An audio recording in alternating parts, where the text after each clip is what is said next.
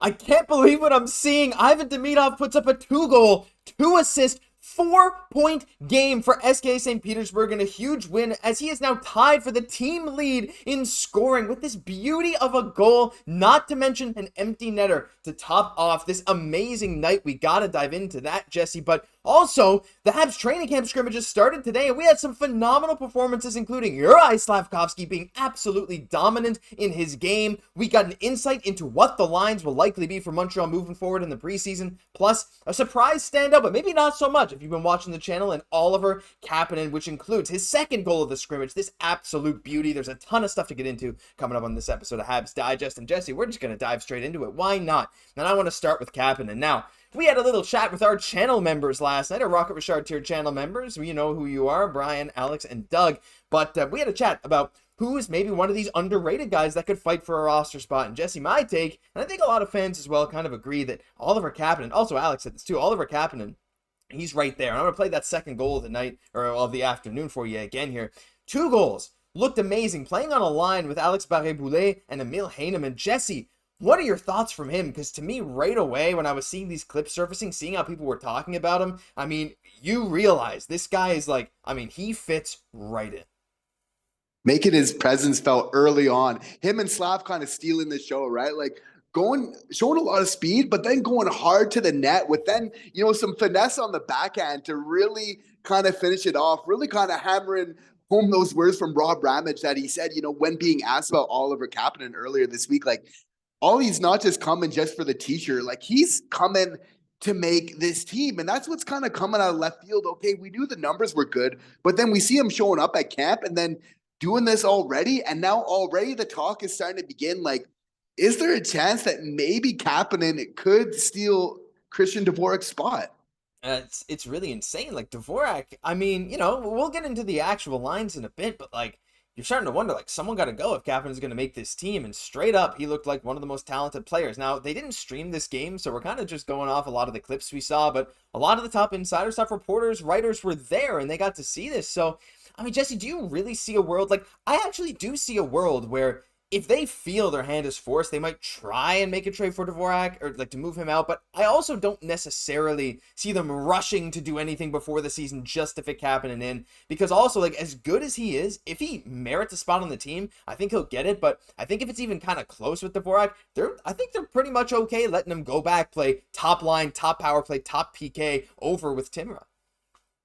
There's no rush, and that's the beauty, right? He's going to continue to develop as a solid hockey player. It's just where do they feel that would be best suited to really, take advantage of this asset, and then also what's best for him. But we have to say, Josh, like, not only was he doing it offensively, but he was also just like all over the ice, basically breaking up plays. So you have to feel like Marty St. Louis is going to like that when you're playing a complete game. Again, not trying to play your game. Because as Marty says, like, when you're just playing your game, that's just for the benefit of you. But when you're playing the game, you're then doing something that's then benefiting everybody on the ice when you're really reacting to it as it comes. So we see Cappy putting in a full effort early on. Play that game, don't like game. It's what he says all the time. It's how you do it. Just amazing stuff from Oliver Kapanen. But Jesse, he's not the only guy we got to talk about here because there was a lot of stuff revealed today, including the lines. Straight up the forward lines and the defensive pairings. Like, we're seeing what they're starting with. Now, these, of course, are subject to change, but I will flash up the actual lines up here for you. You can feel free to pause and take a look at that. It's a little small. I don't know if you can zoom in, but maybe take a screenshot and zoom in, but you should be able to see it there. But Jesse, the big thing here, like, there's a lot of interesting combos here. Maybe we'll go one by one, but I want to talk about the top 6 briefly because there's kind of no surprises there. Caufield, Slav, Suzuki sticking together, and it is Newhook who was playing with Dach and Laine today. The bottom 6 as well doesn't look bad. You had Armia with Evans, and I believe it was Gallagher, and then you had Waugh with Dvorak and Anderson. So some really interesting lines there. That bottom 6 is like, it's 2 really solid third lines, I think is the way I put it to you. But that top 6, no surprise there. It's definitely Newhook's spot to lose. Any thoughts on the forward lines coming out of this? Because to me, honestly, like, it's about what I expected, and I think I'm quite happy with them.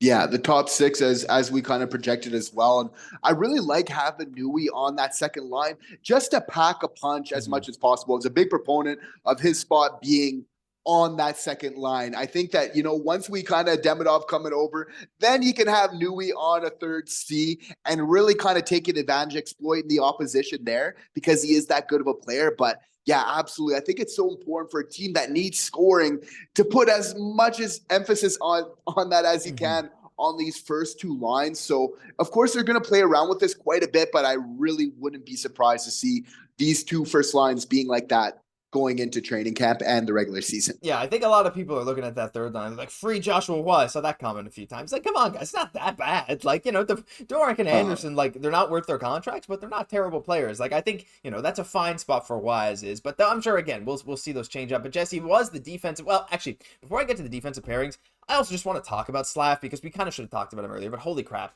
I mean, I just got shut. So look at how fast he is.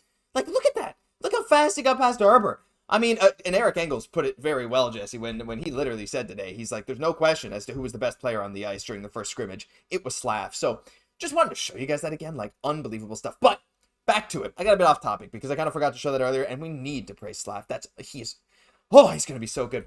The defense. So this is interesting. Based on what we gather from this, Guhle had his appendix out, so he's not playing, but you can infer that it's probably Guhle Matheson was what they were going for. Engstrom Reinbacher is what they were going for.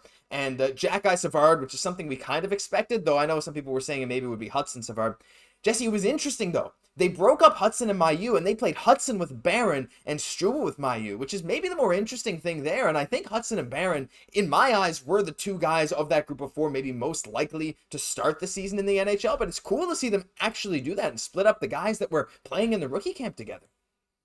And I think there might be something larger at play here because I would really be surprised going into the regular season to see a third pairing of Hudson and Barron together. So if it's not necessarily that kind of playing that you would want going into the regular season, what is maybe the motivation for doing this, you might ask? And it maybe is to see, who can, because we know they can both play offensively. I don't think anybody at Habs training camp has any questions about that. It's more, how are you going to play defensively? And again, as Marty emphasized so much, away from the puck, which is so important. So I really wouldn't put it past Marty to see who can kind of excel in the situation. We know you can bring it offensively, but it's a situation where you need to be a little bit more mindful defensively because you got a partner that likes to jump in the rush as well. So we maybe some early gamemanship from Marty St. Louis in all of this. Yeah, I mean, like, these are definitely subject to change. I saw some people saying, hey, Guhle's out, Matheson, are they running Reinbacher with Matheson? Are they giving him the long leash? Like, I don't know. There were so many big question marks, but I think we're going to see Hudson with a few different defensive pairings. I think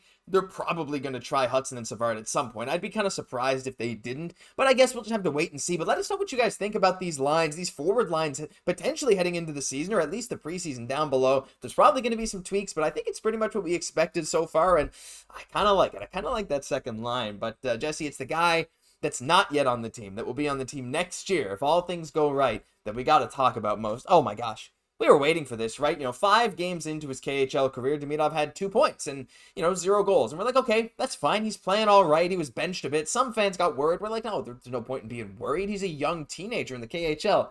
Well, he sure didn't look like one today. I'm just going to play these again.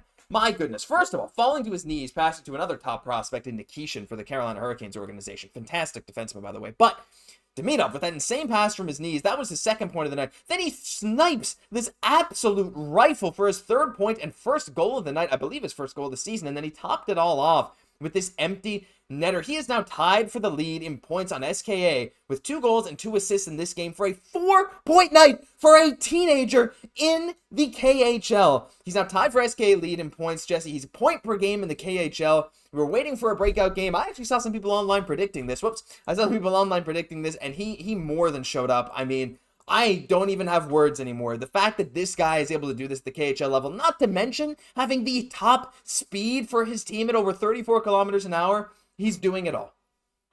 When his skating is getting knocked all the time, right? So really proving all the critics wrong. But I mean, to have a 4-point game in just your 6th game of playing professional hockey in the KHL is remarkable. And this is showing the sort of kind of multi-point talent that this player does have at the NHL level. We have to remember, in the MHL, he averaged 2 points per game. So this guy is used to getting multi-point games. In fact, he was coming into this game like motivated. You could tell his game face was on. This goal, though, I find probably this assist, probably the most impressive out of all of them, because leading up to this clip, we couldn't get all of it, but like, first, he anticipates where the puck's going to be. He then gets to the puck first. He then wins a board battle before taking a hit to make the play, as Don Cherry would say. making a solid pass, showing a lot of heart there. Really, this play was all Ivan Demidov. And I mean, how about that shot from him? Again, absolutely nuts. The goalie had no idea what happened, the opposition. And for Ivan Demidov being so young, we've seen this early on now in his career where he has a chance, even in preseason in the KHL, where he was doing this a couple of times. He's firing a shot in, and nobody even knows that it's went in. So if you want the litmus test to know that you have a good shot, it's absolutely this. So again, just impressing me on all bases. Like the fact that he's playmaking, he's sniping goals, he's letting it rip. But then he's also engaging physically. The fact that he's having this trifecta of skills all together is what's getting me the most excited. Yeah, like, again, this is a pro league and this is a teenager. Like, there's a reason we're so hyped about this prospect. There's a reason he's had that pedigree that he's had since the Habs picked him. And I know it's one game, but it's not common for anyone ever to put up a 4-point game in the KHL, let alone for a team as, like, typically so good as SKA. They're one of these perennial contenders, right? They're one of the big clubs in the KHL. And Demidov's coming in there. He's playing third line again today, and he goes out and puts on, I mean, I would say probably what's going to end up being his most points in the game this season. But if he's doing that in game 6 of the year, I don't even know what to expect. Let us know down below how hyped you are for this, because we were waiting for this and it finally happened. I mean, I don't even know. I was waiting for a goal. And then he does this. I don't even know. I don't even know what to say anymore. Flyers fans are probably coming en masse to say how it's not good enough, not as good as Michkov. And I'm sure Habs fans are going right back at it. But let us know what you think down below about Ivan Demidov. I am so excited. But that'll do it for this episode of Habs Digest. If you enjoyed, leave a like, comment, subscribe to the channel as always. You guys have been supporting us like crazy recently, subscribing like crazy, and we really do appreciate that. I'm Josh Goss, my co-host, Jesse Poirier. We'll catch you in the next one.